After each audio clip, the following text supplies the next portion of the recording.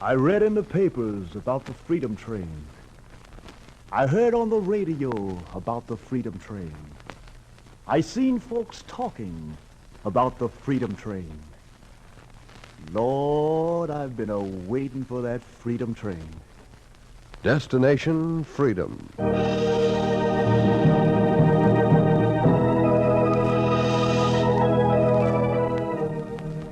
The Chicago Defender and station WMAQ bring you Destination Freedom, dramatizing the great democratic traditions of the Negro people, interwoven in the pageant of history, and a part of America's own Destination Freedom.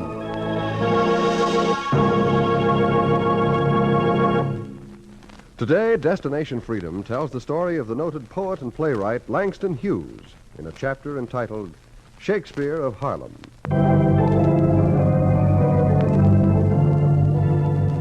Lord, I've been a-waiting for that Freedom Train. He'd been waiting a long time for Freedom Train. He was a boy with a notebook and a habit of writing about trains. He was born poor in Joplin, Missouri. He hadn't seen his father in so long he'd forgotten his face. He waited for the train to bring his father while he grew up back of the tracks in Kansas City, Cleveland, Buffalo, Chicago, Charleston, Joplin. He waited for the great day even when he moved with his mother from town to town, from house to house, looking for cheaper rents and a wider world. He had been waiting 18 years for the sight of his father. Then a letter came. He tore it open, and the letter spoke to him. My dear Langston, be ready to meet me today when my train comes through Cleveland. You will accompany me to Mexico for the summer. You're going to be free from poverty and poor people. Tell your mother. Signed, your father. I'm going to be free. He put the letter in his notebook with his stories and sketches. He was too happy to walk. He went running down Central Avenue. He ran into a restaurant where his mother worked. He got up to the counter and he waited while she called for orders.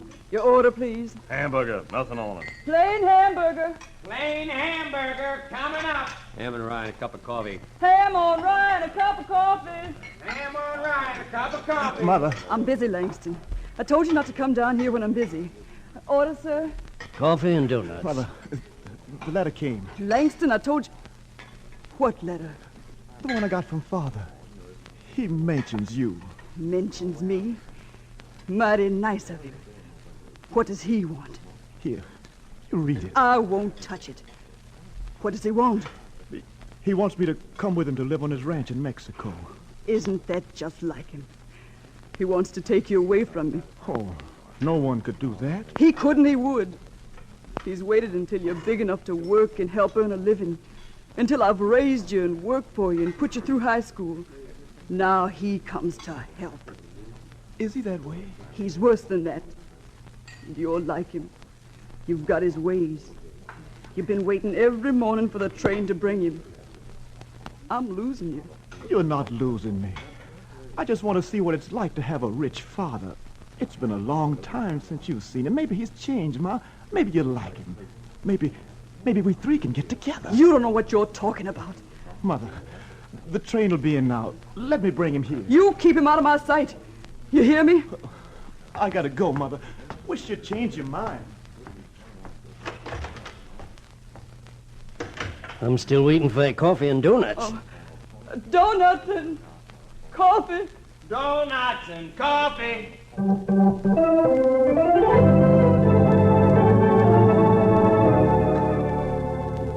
While the waitress worked, her son went out to see if he could close the odd gap between father and mother.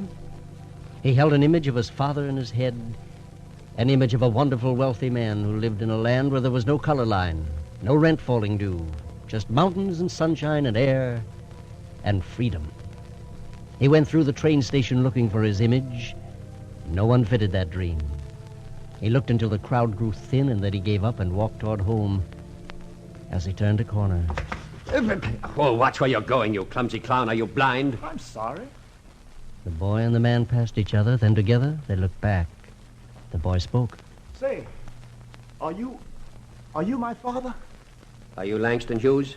Yes, Father. Oh, then take your hands down. Don't make a public spectacle of yourself, pawing all over me. Yes, Father. You got my letter? Are you ready to go? Have you packed your things? Oh, I don't have anything else to pack. I'm ready. Well, then come on. Don't stand there. Oh, I can't go without Mother's word. Aren't you going to talk to her? Oh. Don't you want to see her? What is she doing? She's working. Working? Well, isn't that just like her? If she'd stayed with me, she wouldn't need to work. She wouldn't listen to me. Will you talk to her now? Maybe. Yes, maybe when she sees what I've become and what I'm going to make out of you, she'll come to her senses, lead the way. So the boy led his prodigal father into the little restaurant where his mother worked and waited for his mother to look around. Wheat cakes and syrup, miss. Wheat cakes and syrup. Wheat cakes and syrup. Mother, Father's here to see you. I see him. What's his order? Now, Jan, I've been thinking. I've come back because I've been thinking about our son. What's your order? Ma, listen to him. The boy'd be better off with me. I can give him what he can't get here. Now, if you know what's good for you, you'd come back to me, too. Yes, Mom, maybe Dad's right. Let's all be together. What you say? I said, what's your order? Ham and eggs. Eggs for a ham. Eggs for a ham? Langston, my train leaves in an hour. If you want freedom to grow up and make something of yourself, you'll catch it. But what about Mother? Decide without your mother. If she dislikes the way I make my money, she's not a practical woman. Else she'd leave this garbage and poverty behind. The train leaves in an hour, I say. I'll be on it. Waitress, here's a quarter tip for you.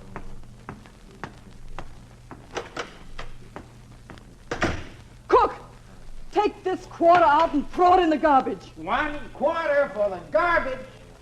Mother, what do you say? Shall I go with him? You want to go.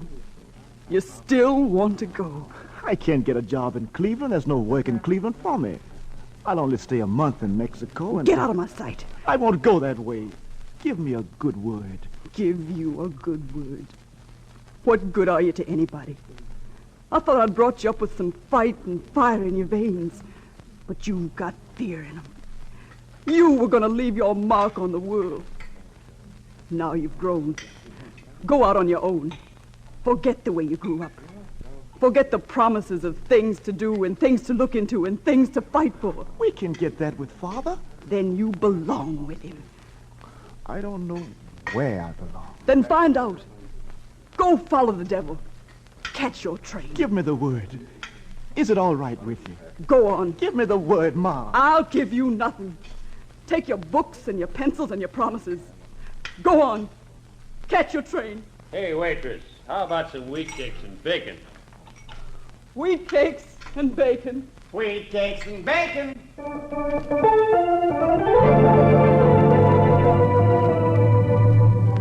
The boy sat a long time at the counter waiting for the good word. The word never came. The train did, and he was there to meet it. So, you came without the old woman's blessings. You've got sense. You're a son after my own heart. Come along, get aboard. Why didn't Mother want to come? She's a woman who lives by hopes and promises. Hopes of what she wants to see here in the States. I know better. In a few days, you'll see something that'll make you forget all about your life here. Get aboard. Board! All aboard!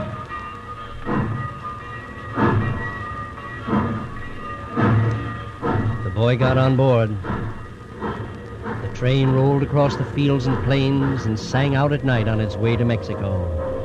It crossed the old Mississippi, and the boy with the notebook looked down at the muddy river flowing towards the heart of the South and wrote down what he felt of rivers to show to his father. And the long ride seemed to settle questions inside him. Questions of who he was and where he wanted to go. And when the train crossed the border, a part of the boy was left behind in Cleveland, in Kansas, in rented rooms, in the streets. His father wanted that part. You're starting a new life, Langston. It's time to stop daydreaming. Have I been daydreaming? Since the day you get off the train. All you've done is wander about the villages with a notebook in your hands, then up and down the streets with the Indians and the peons. You are the son of the wealthiest rancher in the region. You're not a Negro in the United States anymore. You'll keep away from the peons. But I like them, Father. They were teaching me Spanish. I'll do the teaching hereafter. Today, boy, we'll get down to business. We'll ride over the ranch, and I'll show you what your future will be. We'll start now. Father. Oh, yes, Langston? Well, I wrote something I'd like for you to read. I want to talk to you about it. What is it? Well, it's little... Well, what are you stammering for? If you've got nothing to say, close your mouth. Yes, Father. When there's something on your mind, say it. When there's nothing, be quiet. Now go saddle the horses. When you see what I've planned for you, you'll have something to talk about. The boy put away his notebook and pencil. He saddled the horses. It was quiet while they rode up along the mountain passes until his father pulled up. Oh, now. Oh, boy. Oh. We can see almost everything. There it is. Is all of this yours? There's more on the other side, the copper mines. Well, what do you think of it?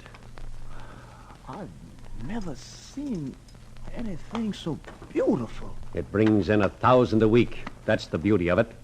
Now do you see why I wanted you out of the United States? Your mother could have all this, and she left me to raise you to be a fighter, she says. Is that why she left you? Partly. You're 18, and we can talk man to man now. You know, I think it's best you study engineering in Switzerland for a few years. Then we'll exploit the mines here. Or maybe you'd do better running the ranch. Father. Yes? I'm not going to be an engineer. Oh? Well, perhaps not. I thought you had a liking for calculations, the way you carry that notebook around all day. I'm an easy man, Langston. As long as you pick a profession that'll make money, you'll find me a good father. What I'm going to do, I don't think it'll make money. Well, what will it do? Well, it'll make people see things better and feel things more. What on earth is that? Poetry. Poetry? That's what I intend to write, Father. Now, look, Langston, don't play when I'm serious. I've thought this thing out. Now, look, when we get to Switzerland... I'm not going to Switzerland. Oh, I wanted to tell you. I'm going back to the United States. I'm going home. What home? My home. You're out of your head. What have you got at home? What's there for a Negro in the States but Jim Crow and white-only jobs? I'm going back. For what? What have you and your mother got in your heads? I'm trying to save you, the way I saved myself. I got away from the segregation of the slums, and I've won a fortune. You can do the same. What's gotten into you? Nothing. Except I'm lonely here. Well, there are other wealthy ranchers with sons. You can associate with them. I don't want to be with them. I'm going where my roots are. Roots? When I crossed the Mississippi, I got the feeling then of who I was and where I was going. I wrote it down. Will you read it? You've got your mother in you. I've got the river in me. When I crossed it, the words came to me that I have known rivers. I have known rivers ancient as the world and older than the flow of human blood in human veins. My soul has grown deep like the rivers. I bathed in the Euphrates when dawns were new. I built my hut near the Congo, and it lulled me to sleep. I looked upon the Nile and raised the pyramids above it. Oh, I heard the singing of the Mississippi when Abe Lincoln went down to New Orleans. And I've seen its muddy bosom turn all golden in the sunset. I have known rivers, ancient, dusky rivers. My soul has grown deep like the rivers.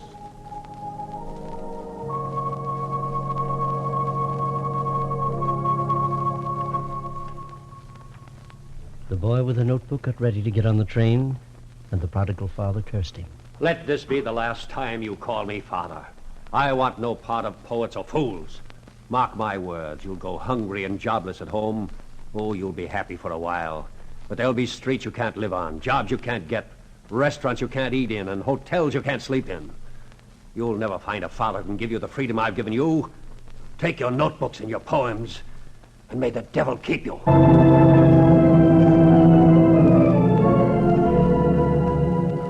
The boy with the notebook took the curse and the train and went back over the bosom of the Mississippi. He crossed it and went to New York and rode the subway to Harlem and got off hungry for friends and stood wide-eyed in the sunshine while his people, black, brown, beige, white, walked by. He wanted to shake hands, to speak, to laugh, to talk. Hey, hello. Hello, my name is Langston. What's yours? Well, of all the fresh things, did you see see that, Joe? Why don't you do something? I just want to meet somebody. My name is... Well, don't be showing me your teeth, Jack. I ain't no dentist. Go to the clinic. Come on, baby. I just want to talk to somebody. Oh, hello. Well, what do you know, country? What's on your mind? You looking for a place to stay, country? Yeah. You stay with me. I run on the railroad. Out 4 days, in 3. Got plenty of room. Thanks. Yeah, You ain't a bad guy, country. Ain't bad at all. He's a little square, but I'll put his boots on. Actually, honey, say you all right, Jack. You come stay with me, huh? Sure. Hey, what's your name, fella? Hughes. Langston Hughes. Yeah, but I'm going to call him Shakespeare on account of he's always scribbling something. Shakespeare meets Smitty. Yeah, give me some skin, Shakespeare. Atta boy. Oh, what you writing about? Yeah, have a drink. Drown yourself, Jack. Drown yourself. Hey, guys, here's Shakespeare.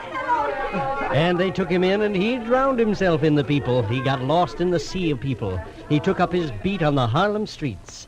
His notebook was a fishing net, and it caught songs he heard. Did you ever try living on 2 bits minus 2?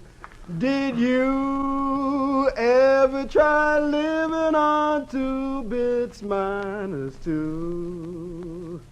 Why don't you try it, folks? See what it would do to you. He picked up a suicide note that said, The calm, cool face of the river asked me for a kiss. and he wrote down an epitaph for a dead man.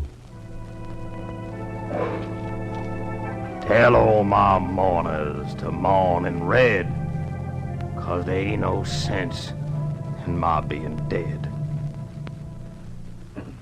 And he saw good times roll and bad times crash about him.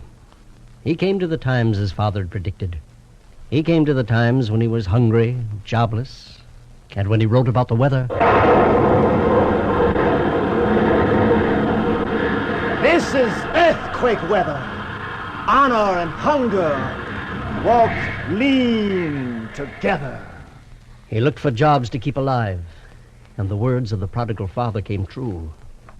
He found the restaurants he couldn't eat in, streets he couldn't live on, the hotels he couldn't sleep in. But one day he went to a jobber's office in Washington, D.C. to answer an ad he saw in the papers. Excuse me, sir.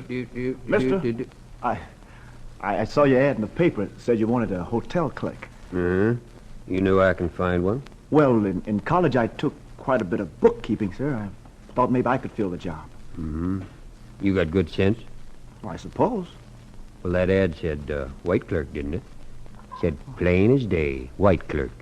Is that right? That's right. Well, I guess they won't hire me then. I'll shove off. Oh, say. Yeah? Come to think of it, that hotel can use you. Are you sure? Why, sure. They need a busboy to handle the dishes. You go on over. Thanks. Oh, don't mention it. Just tell Smitty there. He's the head waiter. Tell him I sent you. You'll be stacking dishes in no time. Just tell him I sent you.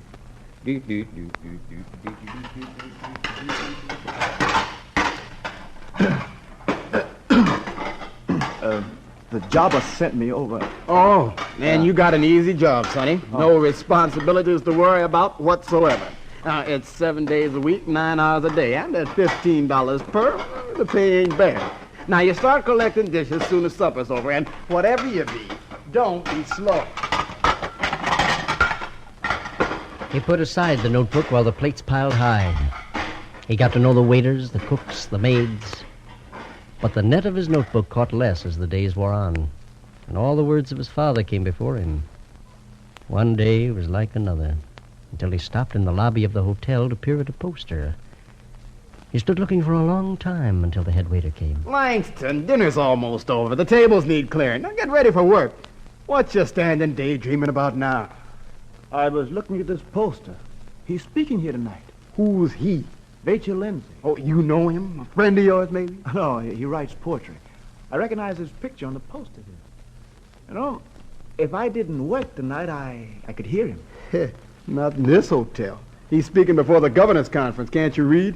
It's in the auditorium. They don't allow colored in the auditorium. I'd sure like to hear him. You're the oddest busboy I ever heard tell of. Oh, you'll see him all right, even before the conference, right in the dining room. All you gotta do is clean off his table. Look him dead in the eye. Now, come on. You got a date with the dishes. He kept his date with the dishes, and slowly an idea came to him that between poets there was a bond that cut across color lines and job lines. He worked over the tables, and when he came to one marked Rachel Lindsay, he took up the menu and carried it to the kitchen. He took out his pencil and wrote down the lines of a poem. He wrote down the lines of a poem that went, democracy will not come today, this year, nor ever, through compromise and fear. I have as much right as the other fella has to stand on my 2 feet and own the land. I tire so of hearing people say, let things take their course. Tomorrow is another day.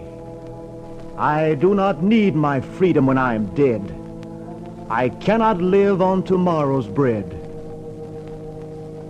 Freedom is a strong seed planted in a great need.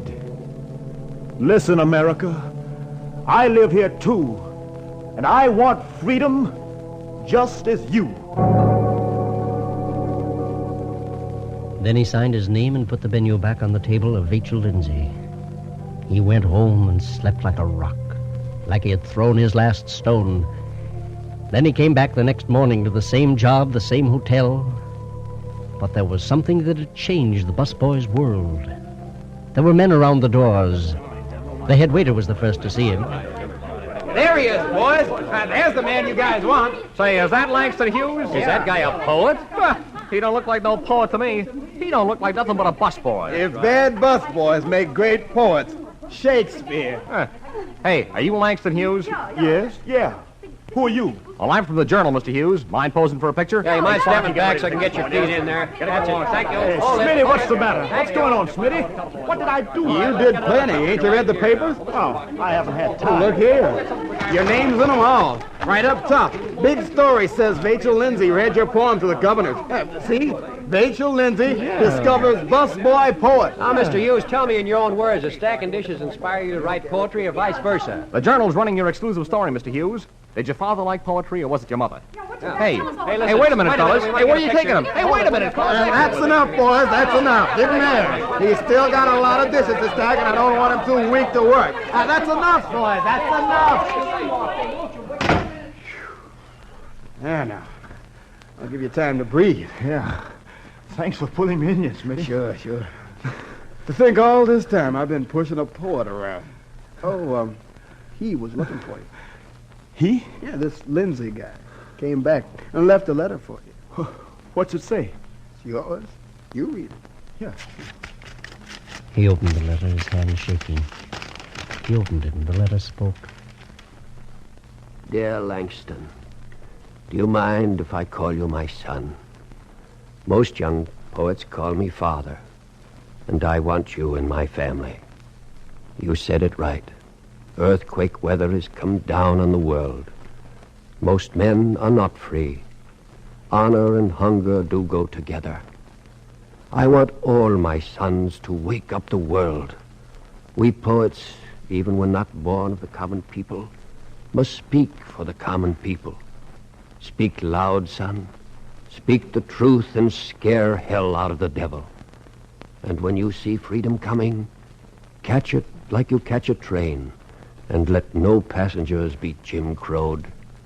Affectionately, your father, Rachel Lindsay.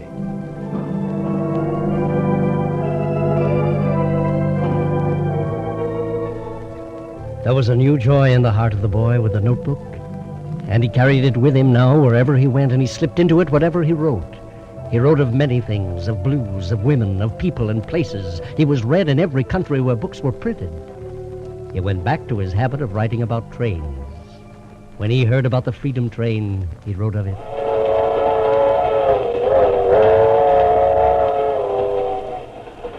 I read in the papers about the Freedom Train. I heard on the radio about the Freedom Train. I seen folks talking about the Freedom Train. Lord, I've been a-waiting for that Freedom Train. Down south in Dixie, only train I see's got a Jim Crow car set aside for me. I hope there ain't no Jim Crow cars on the Freedom Train. No backdoor entrance to the Freedom Train. No white folks only on the Freedom Train. I'm gonna check up on this Freedom Train. Who's the engineer on the Freedom Train? Can a cold black man drive the Freedom Train? Is there ballot boxes on the Freedom Train? Do colored folks vote on the Freedom Train? Somebody, tell me about this Freedom Train. If my children ask me, Daddy, please explain why there's Jim Crow cars on the Freedom Train. What shall I tell my children? You tell me, 'cause freedom ain't freedom if a man ain't free. But maybe they explains it on the Freedom Train. When that train goes steaming through South Carolina, will them Greenville lynchers pay it any mind? Or that 12-man jury that let them loose? Turn their heads and spit tobacco juice. When my old grandmother in Atlanta, 83 in black, gets in line to see the Freedom Train, will some white man yell, "Get back! Negroes got no business on the Freedom Train"? But, mister, I thought it were the Freedom Train. Her grandson's name was Jimmy. He died in Anzio. He died for real. It wasn't no show. This freedom that they're carrying on this Freedom Train, is it for real or just a show again? Jimmy wants to know about this Freedom Train. Will his Freedom Train come zooming down the track, gleaming in the sunlight for white and black? No stopping at no stations marked colored, white. Just stopping in the country, in the wide open air, where there never was no Jim Crow signs nowhere, no welcoming committees, nor politicians of note, no mayors and such for which colored can't vote, and nary a sign of a color line. For the Freedom Train will be yours and mine. Then, maybe from their graves in Anzio, the GIs who fought will say, "We wanted it so." Black men and white will say, "Ain't it fine? At home they've got a train that's yours and mine." Then I'll shout glory for the Freedom Train. I'll holler, "Blow your whistle, Freedom Train. Thank God Almighty, here's the Freedom Train. We'll all get aboard our Freedom Train."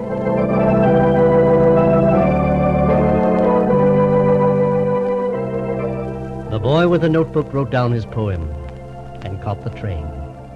And so Shakespeare went back to his beat in Harlem.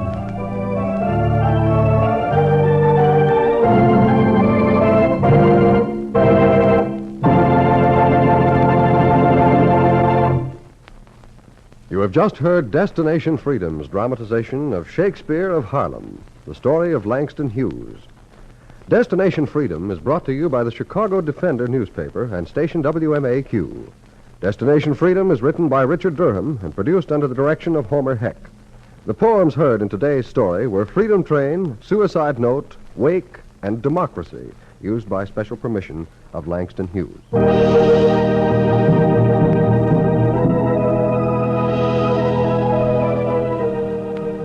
Langston Hughes was played by Fred Pinkard. Others in the cast were Janice Kingslow, Louise Pruitt, Oscar Brown, Charles Mountain, Sherman Marks, and Les Spears. The special music was composed by Emil Soderstrom and played by Elwin Owen and Bobby Christian. This is Hugh Downs inviting you to be with us again next week for another in our series on the Negro in Democracy. Destination Freedom.